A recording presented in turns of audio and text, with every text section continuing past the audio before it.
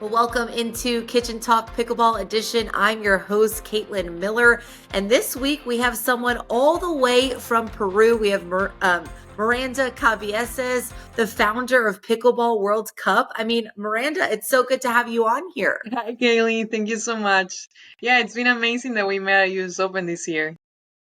I know. And that's what's so great about pickleball and, events like the US Open. You get to meet people from literally all around the world like yourself. And obviously, you have a huge thing coming up this year. It's going to be the first Pickleball World Cup. You have several countries that you're expecting to attend. So tell me a little bit about how did you get involved with this and what are you excited about? Yes, well, we're having the Pickleball World Cup here in Peru the week of October 22nd to 27th. It's gonna be a whole week of experience. Like we're gonna have so many countries where I think we're gonna get maybe 25, 30 countries this year. Last year we did like a pilot with 14 countries and we only planned it with 6 weeks. It was an incredible Wow. experience. That's amazing. And so you had, yeah, kind of that special edition last year. So what was that like? And what did you kind of learn from that while you're hosting your first year of the World Cup? Okay, so just a little about me. How we started. It's a project of my brother and I, Ercilio.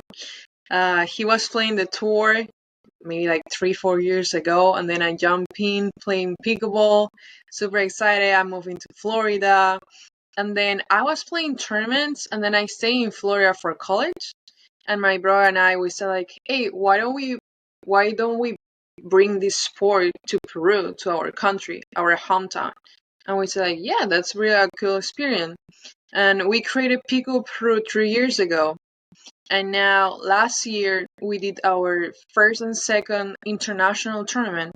And with the second tournament, we launched the Pickleball World Cup. It was just a random idea that my brother had, and we said like, okay, just do it. It was like a couple weeks of like planification, and then we expected only 4 countries or maybe 6, and then we had 14 countries, and it was a whole Wow. exposure. We didn't know, like we realized that pico is actually worldwide, and in every single country they're playing it. And now this year we're getting really big. No, that's, amazing to see. And the fact that you're able to pull that off in 6 weeks. So, what is pickleball like in Peru? Is it big? Are there a lot of venues too to play at?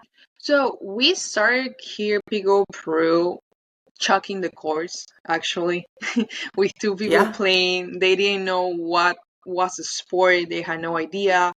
And now we have a community of 100 of people.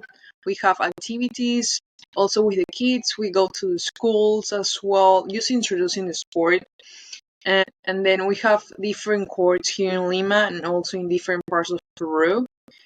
Maybe not permanent, but like I don't know exactly the word in English, but like multifaceted course. It's just like you have the lines Yeah, and then like we our set up the net. temporary. Yes, yes, yes, yes. And we also have a partnership here with Legado that is like the Pan American Games were held here in Lima, Peru 2019. So we have these huge facilities and we have ports there. And actually our tournament, the World Cup is gonna be there at those venues. Wow, that's amazing. And are you expecting a lot of fans and spectators as well? Yes. So last year we did the courts in a velodrome of the cycling that is inside. But this year we're gonna have 2 venues. We're gonna have that venue and then another one. So it's gonna be Wow. we're expecting the double spectators. Wow, that's so amazing. And so this was something you and your brother started. And then how many people are helping you put it together and how much time have you spent, putting into this? Well, actually, this is my family. It's a family project. When we brought pickleball here to my country, we realized that the economic is not the same as the United States. So most of the people they cannot buy or they don't have access to a paddle or to a ball. So we created our foundation, Cabieses Foundation. So we started donating this pickleball equipment mostly to the institution, for example, the schools, so the kids can still play. And then this project is just like my parents, they are like helping us, like a dream of us, like just like putting together this wonderful tournament, bringing all the countries, and it's just amazing. Wow. And how are you? I mean, this is just crazy and inspiring that you were able to do this. How are you also able to connect with all these other countries and players in other countries? So last year I did like a Latin American tour. Besides teaching clinics at the US with my brother, I went to Dominican Republic, Ecuador, Venezuela, Colombia. My brother went to Cuba, Nicaragua, just promoting the sport. It was actually, I just go there, doing a couple exhibitions, like having time with the community there of pickleball. And I did the last year. I was like traveling every single week. Wow. But I I could also, imagine. it was like really hard. But I also did that because I love the sport and I was doing like the modeling part aside. So I was going back and forth for that. Yeah, so tell us a little bit about that. I was reading about you. You're a model. You're a Miss Teen International, also Miss Teen Model Universe. So tell me a little bit about that. Are you also still modeling on top of all this pickleball stuff? Yes, I still model. So I compete in those beauty pageants internationally and I won. I have to Wow. give my crown this year for Miss Teen International in September. But I love that award, and I think that it gave me also a platform so I can have so many opportunities, so many doors open for me, and I just want to be the model for those kids. The pickle for me gave me a new opportunity. I come from tennis. I used to play tennis all my life, competing on nationals, like international tournaments as well, representing my country. But I had an accident when I was a kid, when I was like 9 years old. I had a surgery on my hip, and that ended my tennis career. So as a kid, they told me forget about sports, forget about running, forget about doing the stuff you love. And I believe in that. I stopped playing tennis, I stopped competing, and then I never thought I had the chance again. I will have the chance again to compete, and Pickle gave me that. So this project that we have, like besides the tournaments, the Pickle World Cup, the fun, the international tournaments, I think for me have like a special meaning, and just like Of going in course. there Yeah. with the activity with the kids.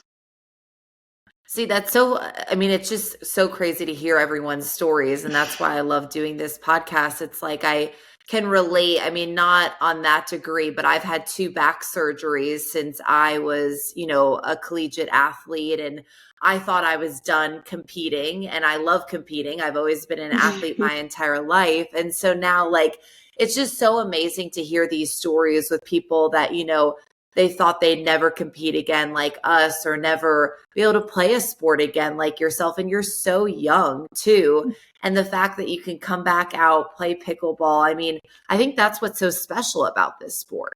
Yes, Pico gave me a new opportunity, a new chance. I never thought living in the States. I'm now in the States in Florida with my brother going to college. My plan was to study in Wow. Germany. I already did the exchange. I had a college there. I had already planned. Then COVID hit. I went to Florida, to the United States with my brother. And he said to me, hey, I signed you up for the US Open. It's going to be in 2 months.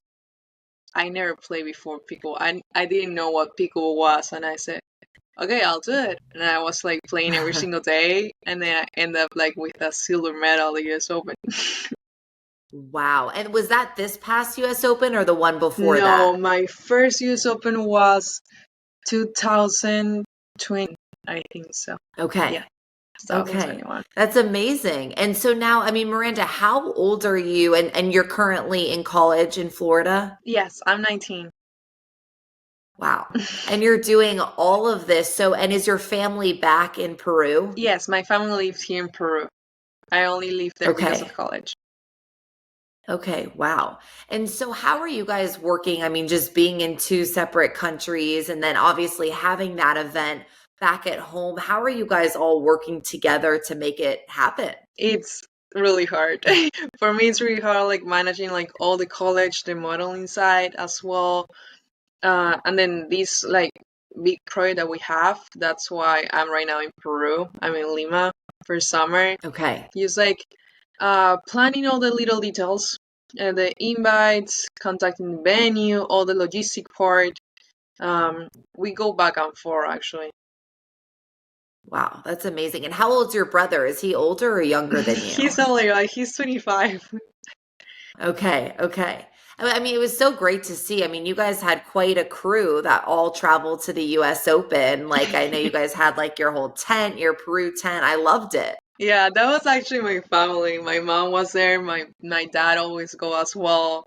And this year we set up a tent and we were like explaining about what's Pico Peru and like into all those people that Pico is worldwide and it's a race set in Peru and we have like big community and for example to those tournaments like the US Open, we wanna go next year but like with a whole crew. Yes. Yeah, no, definitely. And for the Pickleball World Cup, what kind of format are you going to do? Are you going to do like a team MLP format or is it going to be more of like a PPA style event? Yes, it's like a team MLP format. So the Pico World Cup it comes with a Pico International Tournament. So it's a whole week.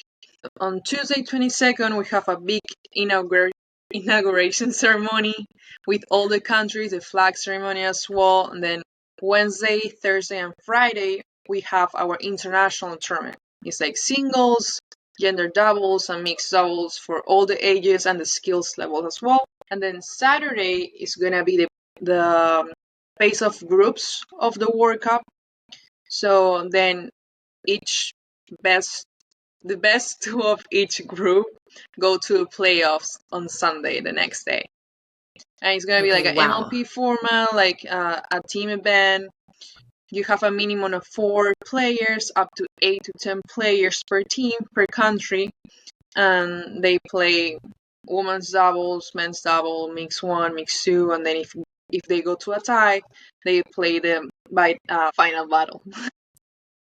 And to like qualify for a team, let's say from, the Dominican Republic, do they kind of try out to make that team or how does that work? Yes. So we as an organizer, we contact each country of the president of the association of that country of pickleball. Okay. We send the invite to that person, and then they are in charge of doing the team. For example, in Puerto Rico, I know that they did a lot of tournaments, or they're doing this year tournaments, so they can like qualify for the World Cup. The Okay, best awesome. players. And is the US competing in the World Cup? Yes, the US is also Wow. competing on the World Cup. And also we're gonna have like special guests. Last year Kyle Yates went. Kyle Yates was there in Peru last year and also Yeah, we counted with 2 USA Pico referees. And this year we're awesome. expecting to have 12 referees. Kyle Yates is coming and also Hannah Jones is coming as well. I saw that. Yeah. So Kyle Yates was on this podcast. He's so great and such a good advocate for the sport. And then Hannah Johns, what role is she going to play there? Well, she's gonna be the official commentator. Sorry for my English. Yes. Yeah. No, no, you're great. For the World Cup. And so is that something too, like, are you going to put, the matches on social media? Will it be broadcasted on TV or like, how can people like myself watch it? Yes, so last year we had a live stream and it was on our YouTube channel, and this year we're Yeah. already contacting. For sure, there's gonna be a live stream. We're gonna like put all the links on our social media, Speakable World Cup official on Instagram, and we're actually connecting some TV channels so we can like put the finals on that. Amazing. And I mean, obviously, you have so much insight into, how pickleball looks on an international scale. Which countries would you say is more advanced in the sport? Well, I think like Peru is actually advanced with all these 3-4 years that we are just like spraying out the community, spraying out the pickleball love, and also like all Latin America countries are actually playing the sport. And of course, like in Europe, in Asia, like England, like India, they're really big. How would you say, like Peru right now, the pickleball scene there compares to the United States? Well, the United States is like way bigger. We're Yeah, gonna yeah. compare to that because I think the difference, like for example, for Latin American countries, is that in United States you have a lot of public parks. So literally, like Yes. 2 blocks from your house, or you're like on your same community, you have pickleball courts. Here in Yeah. Peru, for example, we don't have that. So it's more about like private clubs that you have to be a member and they have to put the pickleball courts there. But it's really hard to find like public spaces so we can put courts on there. Interesting. Okay, so the accessibility, yeah, Yeah. because we have a lot of public courts that either put, lines on tennis courts or they were able to, yeah, add Oh, pickleball well, courts. and So actually, that's another issue too. For example, here in Peru as well, the tennis court are not hardcore, are um ah are what's they the word? Clay. clay? Yes. Clay? Yes. Yes. Yeah, So it's really yeah, hard to put a pickleball court. Okay, I didn't realize that you guys don't have hard courts. I actually prefer to play tennis on a clay court. It's So, amazing. yeah, I love it. it is amazing. And obviously, so which school do you go to in Florida? FGCU, Florida Gulf Coast University. Okay. So you're surrounded. You're like in a pickleball mecca. Like you have so Yeah, much pickleball there. that's why I moved And there actually. I don't blame you. I mean, everyone wants to be in Florida. And so I guess what, like just being in Florida, going to school there, learning about pickleball more and more, what have you taken away from like spending time in the United States to help bring that home to your country? What do you mean exactly? I didn't understand. Like, are there things that you've learned just in terms of like all the leagues and just like all the parks and just how the sport works in general to help grow it back at your country? So I think it's more about the atmosphere. The pickle atmosphere is just amazing. Like you go to a public park and you see all these people and you're just like, hey, just jump to the court, I teach you play. So that's Yeah. that atmosphere, that kindness of those people, that's what I bring, that's what I want to bring to Peru, and I'm trying to, because unfortunately here in Peru, like in most of Latin American countries, uh the actually talent doesn't go outside Peru to represent the country. So they don't have the resources or the economics to that. So that's why we create a foundation, and we don't try only focus here in Lima. That is the capital. It's a big city. It's like, for example, like New Yeah. York or Miami. We try to go all around the capital, all those little spaces in Peru, just promoting the sport and just donating the big equipment and just having fun actually with the kids. That's amazing. I mean, that's just like so I think that people are really starting to do that and the accessibility. It's like I think that's the great thing about pickleball is you really don't need much. Like you just need a paddle and you need a net and you can just chalk out lines, if you have to in a driveway and stuff like that. And I think just putting the paddle in someone's hand and just giving them, yeah, just being like, this is a cool sport. Go out and try it. Kind of like what happened with us. And then boom, like everyone starts playing. I think it's so great. Yeah, it means a lot, and actually, our like slogan of the foundation is "One ball can change a life, one life can change Yeah. the world." So every single ball we give to those kids, to all these people, is a new opportunity for them. Maybe they are not going to be the best player of the world, but with pickle, you can Right. also achieve other things. For example, jobs opportunity. You can go to college. You can represent your country. Like there are different ways to achieve the goals, but they only need a little push, a little help. So that's why we're trying to do it with the foundation. Yeah, and if you just think about like just all the skills that playing a sport gives to you, like teamwork, like showing up to a court by yourself, that gives you confidence and networking and even like in my age too, it's like good for like business networking and Yeah. stuff like that. So I just think sports in general are so important and whether you're competing in tournaments, playing in college or just going out to your local park to play, I feel like it just adds so much value in your life. Yes, I totally agree on that. Yeah. And what do you think? I mean, there's a lot of talk too about the Olympics. Like, will pickleball ever be in the Olympics? When will it be in the Olympics? What are your thoughts about that? Well, pickleball is the fastest growing sport, like worldwide. I think all this year, what we have seen on the pickleball tour, on the pickleball worldwide, with all the countries like playing it. But I think like we have to do a lot more than just going to Olympics. For example, before the Olympics, we have to play the Pan American Games, for example, all Latin American countries. And before the Pan American Games, there are different games. For example, the Bolivian Games that only participate 4 to 6 countries, I think so. So I think there are stages, and people think like, oh, let's go to Olympics, but before that, we have to go to Pan American Games and like certain things before too. That's why to play here at those villas or the Pan American Games for the World Cup, for the international tournament that we held, is just like insane. It's a totally different experience. Since the minute you get to the venue, you get your badge, you get your pass, and for this year, the international players are gonna stay in that village as well. So they're gonna have like the Oh, experience fun. as a Pan American player or as an Olympic Yeah, player. no. Yeah, like the Olympic Village. I love that.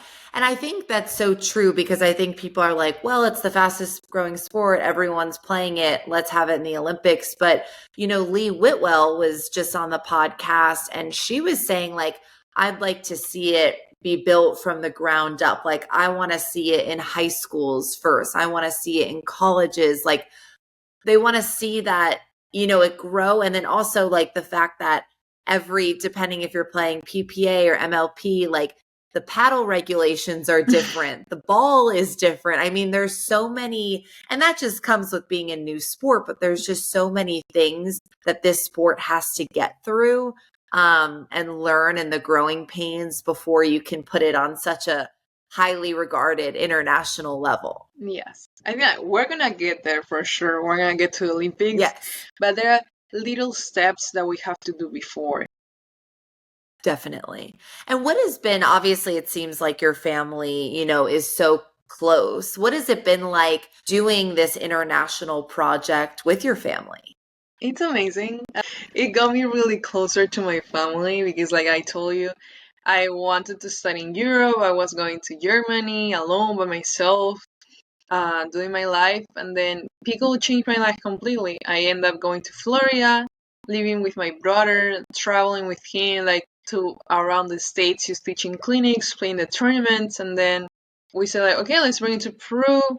And I think like pickleball at the same time, it's a family sport. It's an inclusivity sport. Everybody can play the sport, no matter what. If you're like 5, 6 years old, like 80 years old, or a para athlete as well. And it's just amazing. For example, like this Saturday here in Lima, we're gonna have our first para athlete tournament only for them, and we already have 24 para athletes that are playing. Wow, that's so, and that is what's so amazing is just seeing the inclusivity. Like I had, this guy on my podcast, PD Bruce, who literally had no hands and one leg, and he found a way to play pickleball and he loves it. And I think it's so great to see that people who, didn't think they could play a sport like we were saying earlier are able to figure out a way because the court's a little smaller. Like there's just more inclusivity with this, and all ages too, which is so fun. Yeah, like for example, when I was playing tennis before, I got Yeah. injured so many times after my surgery. Like injured, trans injured, like every single week mostly, and then I quit. And now with pickle, I think like, all these 4 years that I have been playing, I've never get one. I know, and that's so like important, and it's good because tennis. I grew up as a tennis player too, but it's hard because if you're like, hey, let's like to a friend, let's go out and play tennis. Like no one really wants to do that unless they grew up playing. I feel like the learning curve with pickleball, like anyone can pick up a paddle and hit with their friends, whereas tennis, it's a little bit harder. Yeah. So it's a good equalizer too. Yeah, in tennis, if you are not the same level, Level, let's say like yes. that, it's not fun. But with pickle, Yeah. it is fun. It's like you can play with anybody. Exactly. And it's fun to see like work outings, like companies, charity events, like anyone can participate. And I think that's so special about it too. Yeah. And obviously, I mean, Miranda, you've accomplished so much doing the Pickleball World Cup, starting your own charity. Do you have any other goals with the sport? I don't know. I'm just like focusing right now of the Pickleball World Cup because all the money that we raise of the registration fees for the players, international players, are going to the foundation. So with that money, we pay the registration fees for the kids and the para athletes to play the tournament, and we can continue do these activities with them as well. That's amazing. And what are some of what would you like to see happen with your charity? It's just like I don't know, really worldwide. Every single country we go. For example, my brother was using Cuba in Nicaragua like a month ago, and in Cuba he was playing pickle with all these kids, literally on the dirt, and he used to make the paddles. And the smile with the kids at that moment is just like they forget about the reality, at least for 5-10 minutes, but that's a lot from them. And just like seeing that smile on them is fulfill my heart, and I want to keep doing that. I love that. And I think it's hard because it's like, we go out, we play, we love this sport. It's such a healthy outlet, but we don't realize sometimes like the people who don't have that outlet or they don't have sports to play, they don't have access to paddles or balls or anything like that. And so just being able to see one life, but obviously with your charity, a lot more lives, I'm sure there's just no other feeling like that. Yes. Like all the things we do it for them, actually for the kids and the para athletes. That's why I think that's one of the reasons why we created the World Cup. It was because okay, we want to continue do this activity, but mommy and daddy they don't have all the money on the world to continue donating this stuff. So you say, how can we raise money for these kids? And that's why we say, okay, let's create a World Cup, let's create an inclusivity of the sport, so we can say that all the countries are playing pickleball at the same time we're growing the sport, so we can be part of the Olympics, but at the same time we are helping these kids. Yeah, no, that's amazing. And is there a way, like if someone were to want to buy tickets for the World Cup or even just donate to your charity, how can someone do that? Yes, so they can actually reach out through Instagram of Pico World Cup official, and then if you guys can also like want to sign up for the international tournament because the international tournament is open for everybody, it's already on the software and Pico brackets. And then on Okay, Instagram we awesome. have our Cabieses Foundation as well. Yes, yeah, no, because obviously I feel like a lot of people will want to help your foundation and just help give people access, especially the little kiddos access on an international scale. I think that's just so amazing what you're doing, Miranda, and at such a young age, too. Thank you. Yeah, no, it's so great to see. Well, Miranda, thank you so much for coming on. I can't wait to follow the Pickleball World Cup. I hope to see you again soon, if not at the next US Open. But thank you so much for coming on and stay tuned to see who will join us in the kitchen next time.